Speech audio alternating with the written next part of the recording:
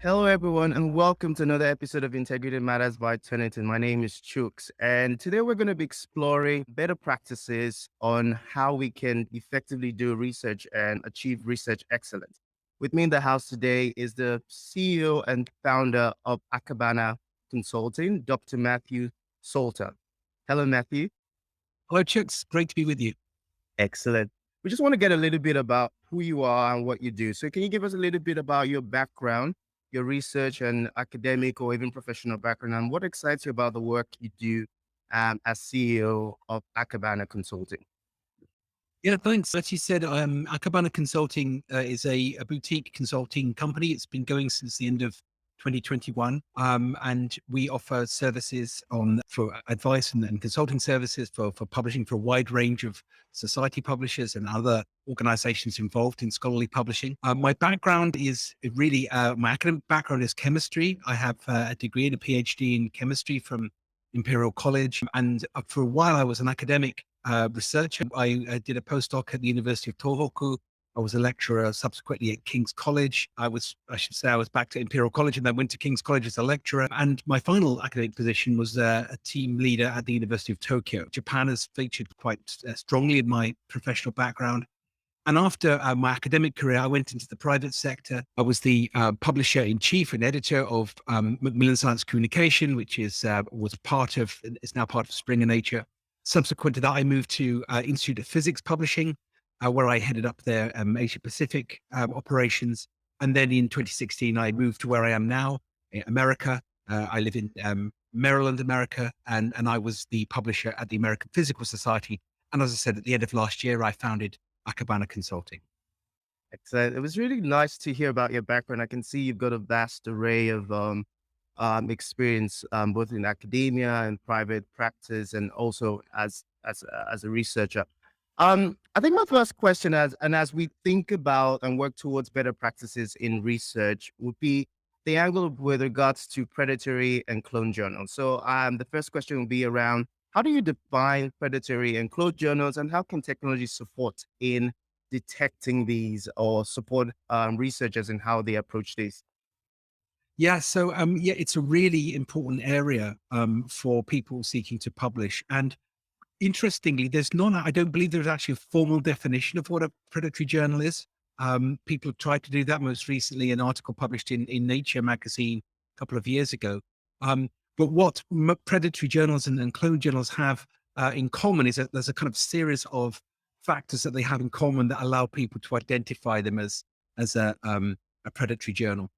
As we know, normal journals, regular non-predatory journals, seek to maintain high standards of integrity and high standards of peer review, high standards of service and editorial input from the journal.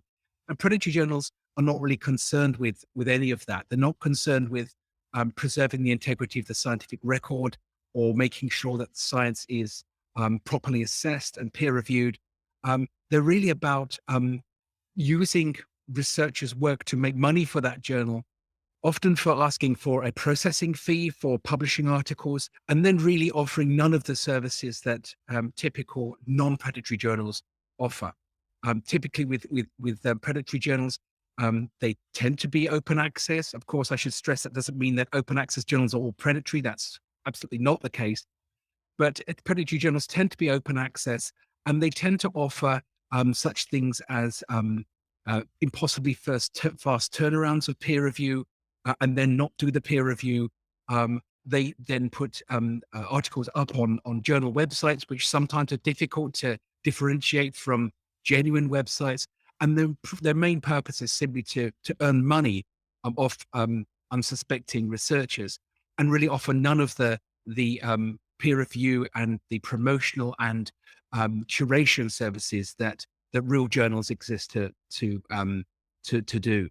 So it's a huge problem because using predatory journals, where there is essentially no check on the validity of the science or whether it is impactful or even correct, can really introduce bogus science and very questionable research into the scientific literature.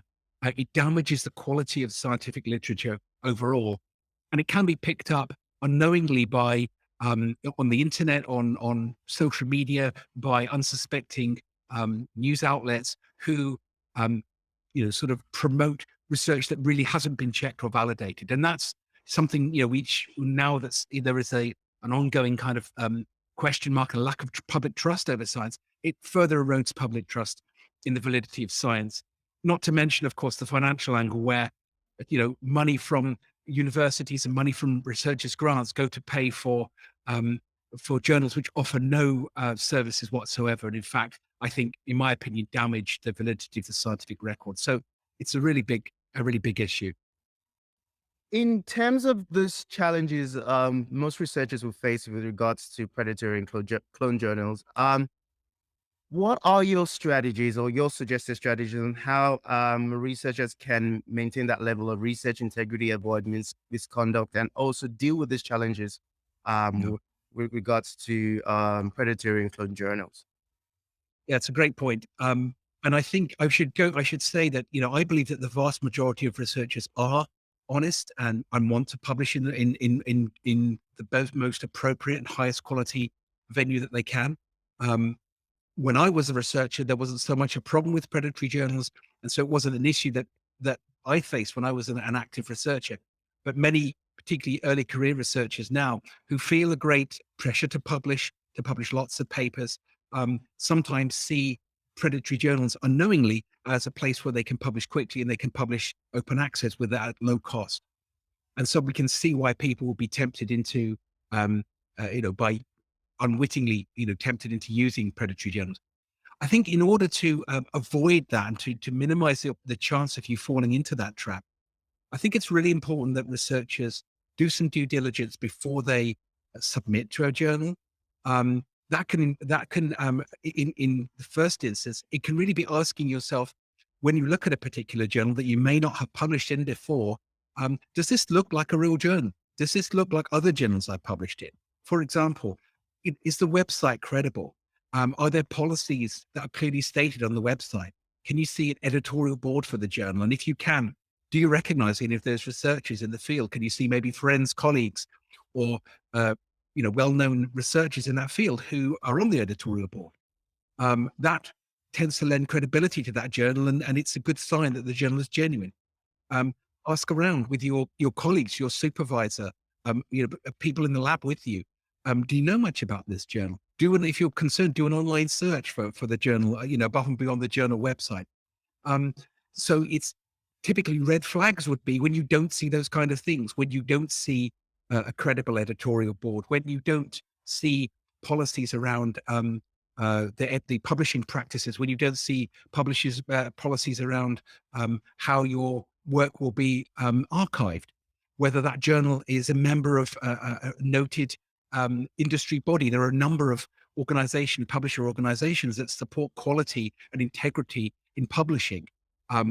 Things like the STM organization or OASPA for open access journals, or COPE, DOAJ, the Directory of Open Access Journals, for example. All of these bodies are created by publishers and researchers to make sure that there is credibility and there is quality in that research. So when you don't see those things, or you see other things, for example, like if you're asked up front to pay a processing fee before you even submit or at the time of submission, that for me is a big red flag. As far as I'm aware, there are no journals that actually charge you to submit. They may, of course, open access journals may charge an open article processing charge when your paper has been accepted, but not not up front. There are cases of people who have unwittingly paid that, and that's the last they hear from the journal. Their money disappears and their paper has disappeared again. And the big thing to consider, of course, is if you submitted that paper to that journal, it's very, very difficult if it disappears for you to submit it to another journal, a journal which could be more credible. And so that's a real problem with your science. And so all of these things, I think there are ways to minimize your chance of being kind of hoodwinked. And one last resource I'd like to suggest to people, there is a website called um, uh, Think, Check, Submit. It's a website which is put together again by publishers and authors together, which gives you some of the criteria I've just discussed and more besides, that allow you to think and guide you through the process for thinking about whether this is the right journal for you. So there is advice online, as well as just common sense which you would use yourself. Um, and always, I think, if you have any concerns, I'm sure that the organizations such as OASPO or DOAJ and others would be open to having an inquiry from you, just asking about the bona fides of a particular journal. I think the big takeaway there is the need for diligence and actually doing the work before you do a submission. So thank you for sharing that. That's really, really important for any researchers.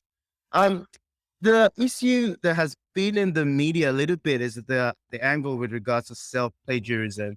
Mm. I think one of the things I heard back in the day in a previous role is it's my work. Why can't I just cite myself and do that? So my next question is in regards to what self plagiarism is and why is this an issue and how can researchers actually avoid it? Yes, it's a really important issue. And again, I think the issue, generally speaking, is not people who are deliberately trying to um, self-plagiarize, use their own work. Let's think about what plagiarism. Plagiarism itself is when you use some data or text, or in certain cases it could be music or whatever, that is created by somebody else and use it and pass it off as if it's your own work. Now, the self-plagiarism, of course, the person you're plagiarizing is yourself. And that's why it's difficult for people to understand. They say, well, heck, I made this, I created it. Why, as you said, why shouldn't I be able to use it? And there are two real reasons why that's not a good idea. The first of them actually is that if you, depending on what license you signed when you let's say you published one paper and you wanted to use part of that, depending on what license you used when you obtained when you published the first paper, actually that paper, that work you might not have the copyright in that paper anymore, depending on what the publisher you signed with the publisher. So that's point one. But point two really is generally not good practice, and it's considered to be unethical to reuse without any citation or without any significant addition fragments of your pieces of your own work. So it's really, it's understandable. And for many people, for example, you may have labored long and hard over an introduction to your paper. And you spent ages refining it, and you've kind of really made this look and sound great. And you're thinking now, oh, do I have to really rewrite the whole thing? Why can't I just stick it in there? And you can't really do that because the expectation of a new manuscript is published is that you would have some new content there, new science and new insights. And so just, cutting and pasting and reusing what you've had before is not really in that spirit, and it reflects badly on you as a researcher.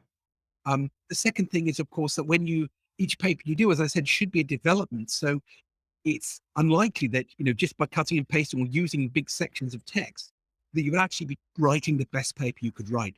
So it's really important, to not do that. And from a publisher's perspective, and in, my recent career in the last, 18, 20 years as a science communicator and publisher, I know that journals really don't look very favorably on self-plagiarism. It's not kind of illegal in the sense that you're going to be had up in court. It just really reflects badly on you. It reflects badly on the journal.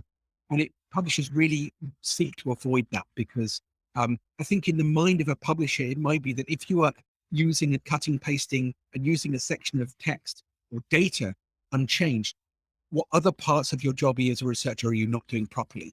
Because to do that is frankly not really very professional as a researcher, and it calls into question your professionalism. And that's something you don't want to do, right? Obviously. And I don't think anybody wants to be thought of in that way. So the best way to do it is to avoid self-plagiarism wherever you can.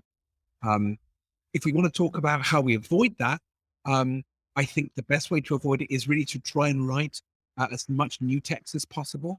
If you use data from the previous paper, you have to be absolutely clear about where you got that data and use it in comparison with new additional data.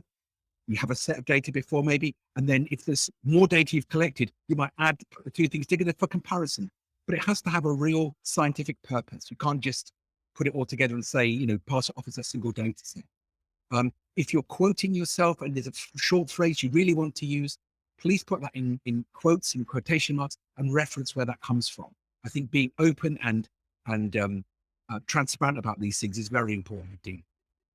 Great. These are really great strategies. I think one of the things I'm hearing there is the need for thinking of the new paper as a new paper, not trying to just pull things from the old paper into the new paper.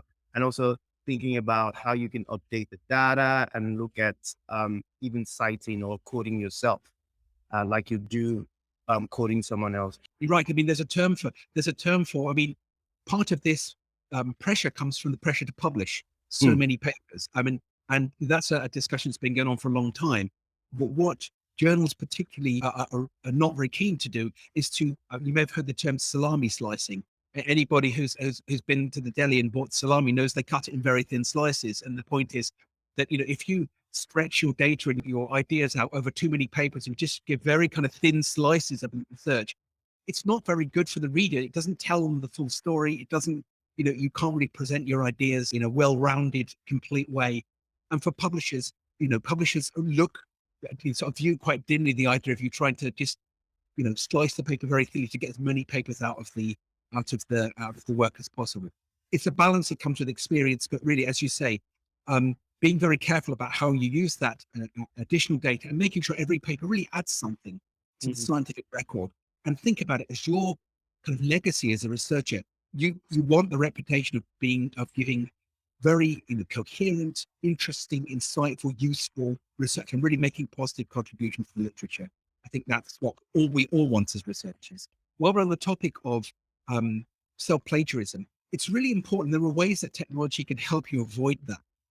When you're writing a paper, there are tools out there you can use that checks the originality of your paper. It checks it with published papers online, and it can give you a kind of score. I've seen examples where, it's a bit like a disclosing tablet when you brush your teeth. The bits where you plagiarize come up red, not plagiarized, but the bits which are very similar to the literature come up red, or they come up colored. And what that helps you to do is it helps you to realize that when you're rewriting, that maybe unwittingly you didn't intend to, but you got a bit too close to where you were before. And I think the really important thing about using this kind of software is it's there to help you be honest. I've met some people who think that using that kind of software implies some kind of guilt on their part, that when they use it, people will think they're trying to get away with something shady. And I would say it's completely the opposite. By using that kind of plagiarism detection software, you're actually trying to be a responsible researcher, and you're actually trying to do the right thing, and make sure that you haven't inadvertently strayed over a line. So I would encourage people to check out those. There are a number of them available, and I think they can be really useful in, when you're getting to a later draft of your paper, to say, let's just check this to make sure that, I am giving enough new stuff, that I haven't, inadvertently, in writing a paper. And we know that papers go through many drafts, and it's easy to forget where you are sometimes in which draft you're on, to just check as you go along. And I think to do that is actually a really courageous and a right and very responsible thing to do as a researcher. Thanks for listening. This concludes part 1 of our conversation. Please join us again for part 2.